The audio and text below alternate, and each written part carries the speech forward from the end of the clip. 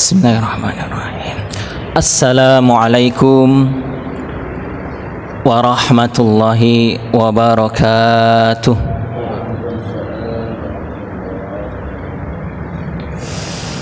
Innal hamdalillah nahmaduhu wa nasta'inuhu wa nastaghfiruh wa na'udzu billahi min syururi anfusina wa min sayyiati a'malina. May yahdihillahu fala mudilla lahu wa may yudlil fala hadiyalah. Asyhadu an la ilaha illallah wahdahu la syarikalah wa asyhadu anna Muhammadan abduhu wa rasuluh la nabiyya ba'dah. Allahumma salli wa sallim wa barik ala nabiyyina Muhammadin wa ala alihi wa sahbihi ajmain, amma ba'd. Hadirin jamaah salat subuh rahimani wa rahimakumullah. Bersyukur kepada Allah Subhanahu wa ta'ala adalah perkara yang harus senantiasa kita lakukan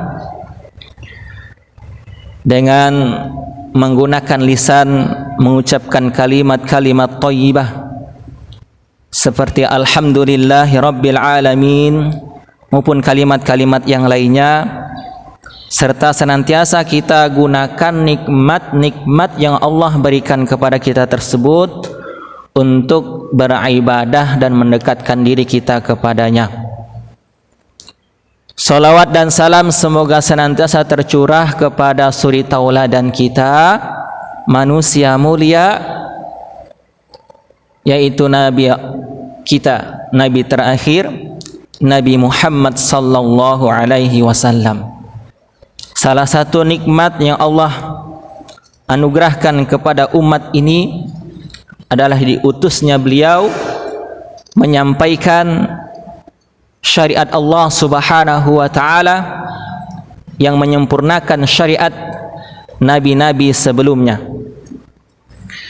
Hadirin yang berbahagia rahimakumullah, izinkan pada kesempatan ini kami menyampaikan materi terkait dengan pernikahan atau keluarga, yang insya Allah pada kesempatan ini kami melanjutkan apa yang pernah kami sampaikan di bulan Ramadan yang lalu terkait perkara anak. Di antara akibat dari sebuah pernikahan, konsekuensi dari sebuah pernikahan adalah lahirnya anak dalam sebuah rumah tangga atau keluarga. Kalau kita berbicara tentang hukum pernikahan, mungkin kita sudah lewat karena kita sudah melakukan pernikahan. Dan hukum-hukum yang menyertainya mungkin kita sebagian sudah mengetahui, Maka penting bagi kita untuk mengulang dan mempelajari kembali terkait dengan akibat hukum dari pernikahan ini. Salah satunya adalah lahirnya seorang anak. Sebagaimana yang kita ketahui, seseorang yang menikah itu pasti salah satu tujuan dan apa yang diinginkan adalah melahirkan keturunan, memiliki anak keturunan.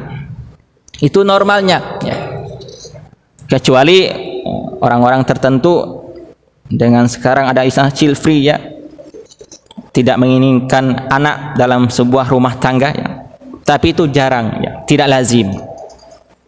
Bahkan ketika seseorang sudah punya anak, selanjutnya dia menanti-nanti punya cucu, Sebagian besar jamaah kita mungkin sudah memiliki cucu, Selanjutnya bahkan bisa jadi kalau ada kesempatan mampu menyaksikan atau melihat yang namanya cicit, Ini menandakan bahwa perkara anak ini sesuatu yang sangat kita dambakan, dan ini merupakan salah satu nikmat yang besar yang mungkin bisa jadi jarang kita sadari, jarang kita renungkan, Maka kata Syekh Muhammad Mutawalli, Asy-Sya'rawi, mengatakan bahwa Ada 4 tingkatan nikmat itu kan. Yang pertama adalah nikmat berupa harta, dan ini kata beliau ya, adana darajati rizki ya. Rizki yang paling rendah tingkatannya ya. Jadi harta ya, nikmat harta yang kita dapatkan menurut beliau ya adalah nikmat yang paling rendah yang dimiliki oleh manusia. Kenapa dikatakan nikmat ini nikmat yang rendah? Karena semua orang mampu mendapatkan dan memilikinya ya.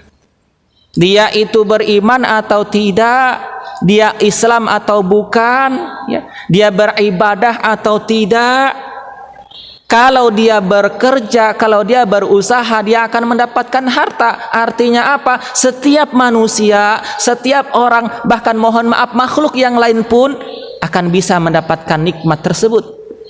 Sehingga kata beliau ya, karena nikmat tersebut dapat didapatkan oleh setiap manusia dan makhluk, adalah nikmat yang paling rendah. Kemudian di tingkat yang kedua ya, wal afiyatu ala darajati rizki. Yang kedua, tingkatan yang di atas itu adalah ya, nikmat yang tinggi adalah berupa kesehatan, sehat wal afiyah. Kita tentu setuju, apa gunanya harta banyak, apa gunanya jabatan tinggi, apa gunanya ya, kesuksesan yang luar biasa, tapi kalau sakit ya, tidak bisa menikmati harta tersebut, tidak bisa menikmati kekayaan dan kesuksesan tersebut. Sehingga sehat ini merupakan nikmat di atas harta tadi ya. Bahkan bisa jadi kalau disuruh milih sakit atau punya harta banyak ya, punya mobil mewah atau kendaraan mewah, rumah yang mewah ya, harta yang banyak tapi sakit-sakitan, atau ya dia hidupnya sederhana, kendaraannya apa adanya, hidupnya mungkin setiap hari sekedar untuk makan, tapi sehat walafiat. Maka bisa jadi ya, kalau orang yang normal milih yang sehat. Artinya apa? Artinya sehat ini merupakan nikmat yang luar biasa yang kita dapatkan. Kemudian di tingkat yang ketiga kata beliau, wasalahul abna afdalu anwa'ir rizki ya. Tingkatan yang utama ya, kata beliau, rezeki yang didapatkan oleh manusia itu adalah ketika dia memiliki anak yang soleh dan soleha. Ini nikmat atau rezeki yang utama ya. Bagaimana tidak, seseorang yang dikaruniai anak saja itu luar biasa nikmatnya, senangnya luar biasa Pak ya. Ketika sudah menikah, menanti-nanti seorang anak, lahir seorang anak, ini rezeki yang luar biasa.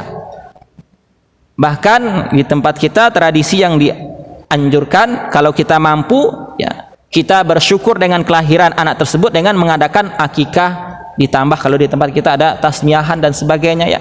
Intinya apa? Intinya punya anak itu saja merupakan nikmat yang besar ya, rezeki yang luar biasa. Apalagi kalau anak ini menjadi anak yang soleh dan soleha, subhanallah, ini rezekinya tentu lebih besar lagi. Maka dikatakan oleh beliau ya, ini merupakan afdalu anwa'i rezeki, rezeki yang paling utama yang didapatkan oleh manusia adalah ketika memiliki anak yang soleh dan solehah. Kemudian kata beliau yang keempat, warida rabbil alamin fahuwa tamamur rizki ya. Adapun rezeki yang paling sempurna adalah kata beliau mendapatkan ridho dari Allah subhanahu wa ta'ala. Ini rezeki yang paling sempurna didapatkan oleh seorang hamba ketika mendapatkan ridho dari Allah subhanahu wa ta'ala. Hadirin yang berbahagia rahimakumullah, berkaitan dengan pembahasan kita pada pagi hari ini, kami akan menyampaikan ya, kedudukan atau posisi anak berdasarkan Al-Quran, atau tipologi anak berdasarkan Al-Quranul Karim. Sebelumnya kami sampaikan sebuah kisah yang dituliskan oleh Ustadz Bakhtiar Nasir LC ya, di dalam buku beliau tentang masuk surga sekeluarga ya. Ada sebuah kisah yang beliau tuliskan di halaman 169 ya. Ada seorang ayah yang memiliki kehidupan yang mapan ya, harta mungkin cukup untuk kehidupan keluarganya, memiliki anak ya yang sedang duduk di TK ya. Kemudian anak ini sedang melukis atau senang melukis. Ketika di rumah dia menggambar bangunan rumah, di mana rumah yang dia gambar ini lengkap fasilitasnya. Rumah yang mewah, ada kolam renangnya, ada tamannya, kamarnya besar ya.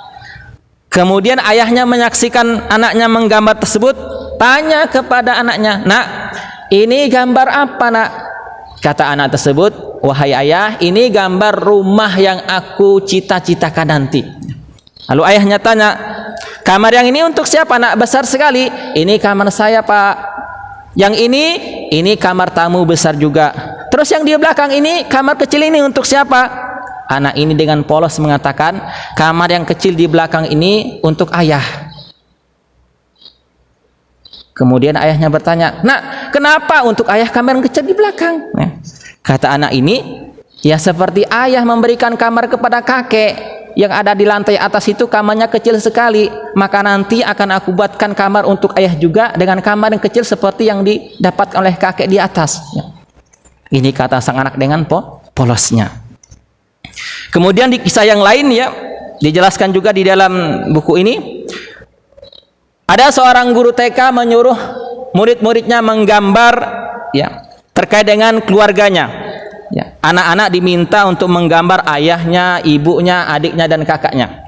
Namun ada seorang anak ya yang menggambar seorang wanita menggendong seorang anak, tapi ya di bawahnya tidak ada keterangannya, sedangkan yang lainnya ada keterangannya. Di gambarnya ya seorang laki-laki ditulis ayah, seorang perempuan ditulis ibu, kemudian ada laki-laki kakak, ada perempuan adik. Anak ini tidak menuliskan itu ya.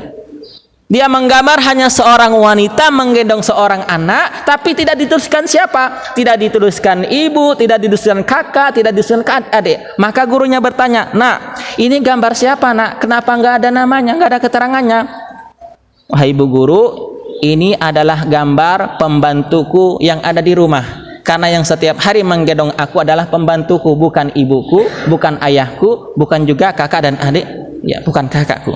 Sehingga apa? Yang digambar oleh seorang anak ini adalah seorang pembantunya yang mengurus dia sehari-hari di rumah. Apa pelajaran yang disampaikan dari kisah ini? Bahwa apapun yang kita lakukan ketika anak kita menyaksikan itu menjadi gambaran bagi mereka, akan melekat di pikiran dan hati mereka. Kalau kita melakukan perbuatan baik, mengajarkan yang baik-baik kepada anak kita, itulah yang akan terekam di otak mereka, yang akan tersimpan di hati mereka. Makanya dimanapun kita berada, kalau kita mampu ajarkan yang baik-baik kepada anak siapapun ya, anak kita sendiri atau anak orang lain, tidak masalah ya. Kenapa dalam hadis dikatakan 3 amalan yang tidak akan terputus ya? Salah satunya adalah ya doa dari anak yang soleh ya, yad'ulahu ya. Di sana dikatakan tidak menggunakan alif lam ya, tetapi bersifat umum, nakirah ya, kalimat yang digunakan ya. Apa artinya? Artinya seseorang yang mengajarkan kebaikan kepada anak siapapun, kalau anak ini mengamalkan kebaikan tersebut ya, maka dia akan mendapatkan kebaikan dan pahala dari anak tersebut, meskipun itu bukan anaknya ya. Inilah keadilan Islam ya, bahwa ada orang yang nggak punya anak, mohon maaf ya, nggak punya keturunan, tapi dia dapat ya mendapatkan kebaikan ini. Dia masih ada kesempatan untuk mendapatkan aliran-aliran pahala yang tidak ada batasnya ketika dia mengajarkan kebaikan kepada anak-anak siapapun. Dan anak itu ketika mengamalkan kebaikan yang dia ajarkan, maka pahalanya pun akan ya, dia dapatkan pula tanpa mengurangi pahala dari anak-anak tersebut ya. Maka ya inilah yang harus kita ya perhatikan, karena mohon maaf ya, kita ini mungkin sukses dalam menikah tapi belum tentu sukses dalam mendidik anak ya.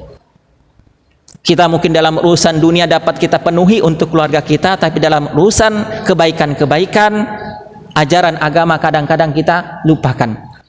Kita punya kesempatan masih Pak, ya.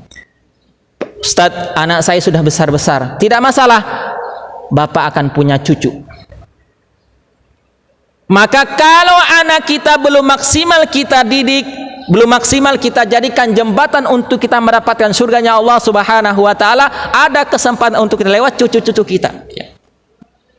Sebagaimana Rasulullah sangat sayang kepada cucunya Hasan dan Husain sampai diajak ke masjid sholat, kemudian naik di atas punggungnya, menjadikan sujudnya Rasulullah lama sekali, sehingga para sahabat bertanya, ya. Ini menandakan bahwa kesempatan kita masih terbuka. Kalau kita merasa anak saya belum maksimal ini, ya, dulu saya berusaha untuk mengajak sholat tapi sekarang nggak sholat ke masjid, sekarang nggak ikut ini dan itu kebaikan-kebaikan, ada kesempatan cucu-cucu kita, ya, anak keturunan kita dari anak kita. Bukankah Nabi Muhammad itu, Nabi kita Sallallahu Alaihi Wasallam tersebut adalah, ya, cucu dari sekian generasi dari Nabi Ibrahim alaihissalam. Dan Nabi Ibrahim itu Rabbi habli minas salihin sepanjang waktu hidup beliau, dan ternyata sampai kepada sekian ratus bahkan ribu keturunan menjadi anak yang soleh, bahkan pemimpinnya orang-orang yang bertakwa. Hadirin yang berbahagia rahimakumullah, ya, sedikit kami sampaikan ada beberapa tipologi atau, ya, posisi anak berdasarkan Al-Quran. Yang pertama, ternyata, ya, Al-Quran itu memang menggambarkan berdasarkan kenyataan hidup kita saat ini. Tidak semua anak itu seperti yang kita harapkan, ya. Tidak semua anak itu seperti, ya, yang seyogyanya Allah harapkan kepada setiap orang tua, setiap keluarga di dunia ini. Maka Al-Quran menggambarkan yang pertama, ada anak yang menjadi musuh bagi orang tuanya. Naudzubillah, ya. Sebagaimana firman Allah Subhanahu wa taala dalam surat yang ke-64 At-Taghabun ayat yang ke-14, ya ayyuhalladzina amanu inna min azwajikum wa auladikum aduwwan lakum fahdharuhum wa in ta'fu wa tasfahu wa taghfiru fa innallaha ghafurur rahim. Kata Allah Subhanahu wa taala, wahai orang-orang yang beriman, sesungguhnya di antara istri-istrimu dan anak-anakmu ada yang menjadi musuh bagimu, maka berhati-hatilah kamu terhadap mereka, dan jika kamu memaafkan dan tidak memarahi serta mengampuni mereka, maka sesungguhnya Allah Maha Pengampun lagi Maha Penyayang. Jadi kata Allah Subhanahu wa taala, ternyata ada sebagian dari istri ataupun anak di muka bumi ini yang menjadi musuh bagi suaminya atau sebaliknya, ya. Sebagaimana contoh, ya, Nabi Nuh dan Nabi Lut, ya, yaitu anak dan istrinya memusuhi dakwahnya, ya, nabi-nabi tersebut. Contoh juga disebutkan oleh para mufassir adalah bahwa, ya, para sahabat dulu, ya, ketika hijrah dari Mekah ke Madinah itu sebagian dari sahabat-sahabat ini, ya, dimusuhi oleh anak dan istrinya atau keluarganya ketika ingin hijrah dari Mekah ke Madinah. Ini musuh di dunia, ya, bahkan nanti sampai menjadi musuh di akhirat. Naudzubillah. Ada nanti anak yang menuntut kepada bapaknya. Kita pernah mungkin mendengar cerita dari almarhum, ya, Allahu yarham Kiai Haji Jainuddin MZ, yang mengatakan bahwa ada seorang ayah sudah siap-siap, ya, biasanya OTW masuk surga, ya, tapi dipanggil lagi oleh Allah ketika akan melangkahkan kakinya masuk ke surga, diponis sudah masuk surga, dipanggil oleh Allah. Kenapa? Karena ada seorang yang protes, ya Allah, saya nggak terima ayah ini masuk surga. Kenapa? Ditanya oleh Allah, kenapa kamu nggak terima? Karena ayahku ini dulu ketika di dunia asik dengan ibadahnya sendiri, sholatnya luar biasa, puasanya luar biasa, tapi membiarkan diriku bermaksiat, membiarkan diriku tidak taat kepada Allah Subhanahu wa taala. Maka dia tidak terima dengan hal itu. Itu di akhirat nanti, ya.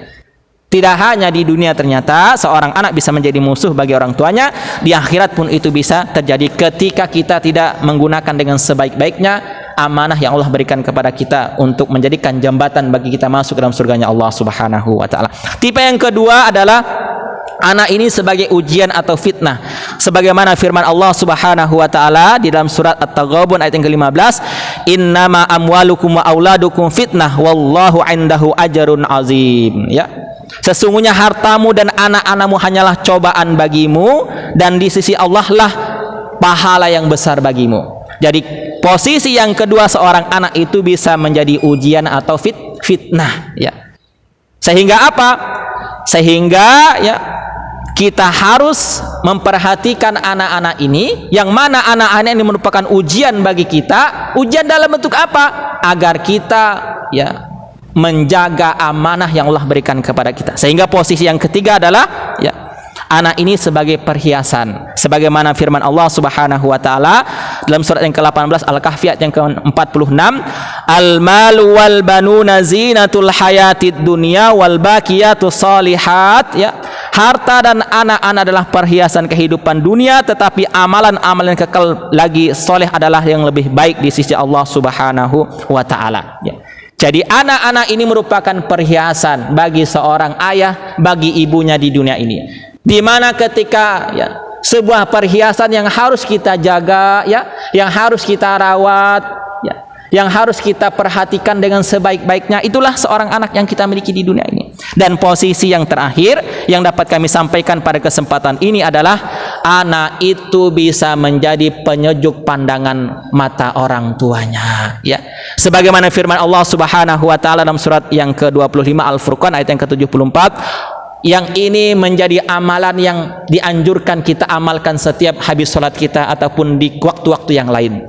Rabbana hablana min azwajina wa dzurriyyatina qurrata a'yun waj'alna lil muttaqina imama. Ya Tuhan kami, anugerahkanlah kepada kami pasangan-pasangan kami dan keturunan kami sebagai penyenang hati kami, dan jadikanlah kami imam bagi orang-orang yang bertakwa. Ya, inilah yang kita dambakan, dan inilah yang harus didapatkan oleh orang-orang yang beriman, di mana anak-anak menjadi qurrata a'yun baginya, yaitu penyejuk pandangannya dan penyejuk hatinya. Ketika dipandang dengan jarak dekat, matanya menyenangkan ya. Ketika jauh kedudukannya, posisinya jauh, berada di luar pulau, berada di luar kota, hatinya tetap tenang. Kenapa? Karena anak keturunannya taat kepada Allah Subhanahu wa taala ya. Tentu kita bercita-cita memiliki anak keturunan yang seperti ini, dan ya tentu saja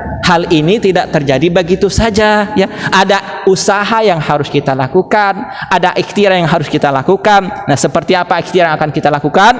Insya Allah akan kita bahas di pertemuan-pertemuan selanjutnya berkaitan dengan pembahasan terkait dengan anak dalam kehidupan rumah tangga kita. Karena ini merupakan aset kita ya. Ini merupakan pahala kita yang kita nantikan ketika kita sudah tidak bisa beramal ibadah lagi, ketika kita sudah meninggalkan kehidupan dunia ini, maka anak keturunan kita lah yang akan melanjutkan amal-amal yang kita kerjakan selama kita hidup di dunia ini. Maka jangan pernah sia-siakan amanah Allah ini ya. Kita berusaha dengan sebaik-baiknya menjadikan anak keturunan kita ini jembatan untuk mendapatkan surganya Allah Subhanahu wa taala, dan kita pun masuk ke dalam surganya Allah bersama dengan mereka, berkumpul dengan anak keturunan kita, dengan pasangan kita, karena Allah mengatakan kita ini bisa bersama di dunia, di akhirat pun kita insya Allah akan bisa bersama kembali ketika kita sama-sama menjalankan perintah Allah Subhanahu wa taala. Ini mungkin yang dapat kami sampaikan pada kesempatan ini, yang sedikit semoga menjadi kebaikan bagi kami dan hadirin sekalian, serta kita mampu bersama-sama untuk berikhtiar, bersungguh-sungguh menjaga amanah Allah yang berupa anak keturunan kita yang Allah berikan kepada kita sampai dengan saat ini. Kalau mungkin anak kita sudah dewasa, maka anak kita ini akan memiliki anak keturunan lagi, yaitu berupa cucu untuk kita. Maka kita ya manfaatkan kesempatan tersebut untuk membalas yang belum maksimal yang kita kerjakan terhadap anak kita terdahulu, sehingga apa? Allah memberikan kebaikan kepada kita dan keluarga kita di dunia dan akhirat. Kita sempurnakan dengan doa kafaratul majlis. Subhanakallahumma wa bihamdika asyhadu an la ilaha illa anta astaghfiruka wa atubu ilaik. Alhamdulillahirabbil alamin.